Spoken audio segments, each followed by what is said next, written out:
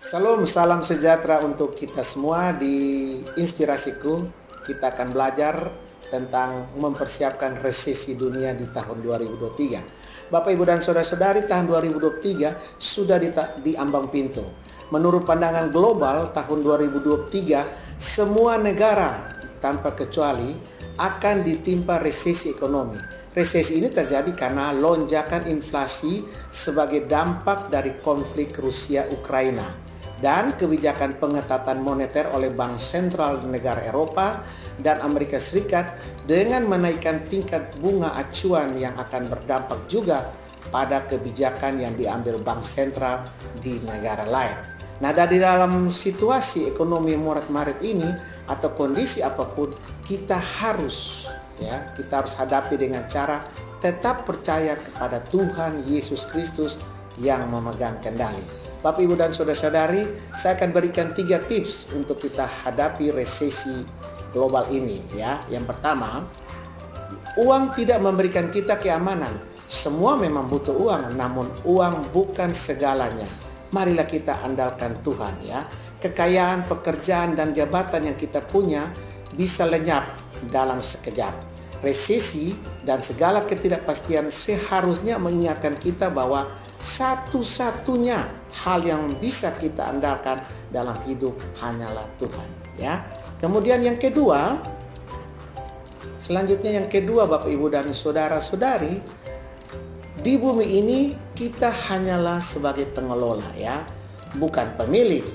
Dalam Mazmur 24 ayat 1 dijelaskan bahwa Tuhanlah yang empunya bumi serta segala isinya, dan dunia serta yang diam di dalamnya.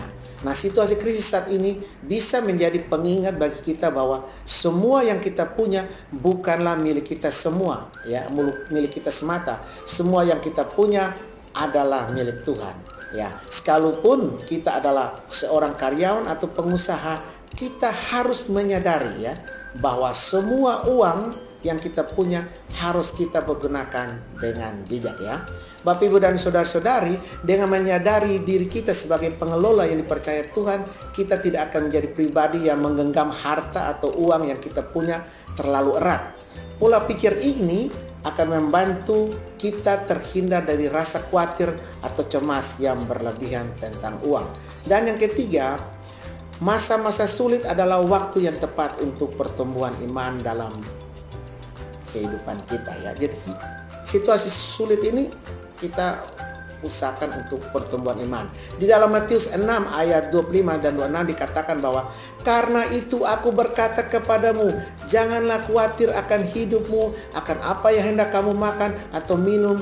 Janganlah khawatir pula akan tubuhmu, akan apa yang hendak kamu pakai. Bukankah hidup ini lebih penting daripada makanan dan tumbuhan, atau lebih penting daripada pakaian? Pandanglah burung-burung di langit yang tidak menabur, tidak menuai, dan tidak mengumpulkan bekal dalam lumbung, namun diberi makan oleh Bapamu yang di surga. Bukankah kamu jauh melebihi burung-burung itu? Jadi Bapak, Ibu, dan Saudara-saudari, kesimpulannya, marilah kita mendekat pada Allah, maka semua akan ditambahkan kepadamu. Tuhan Yesus memberkati kita dengan firman-Nya. Shalom.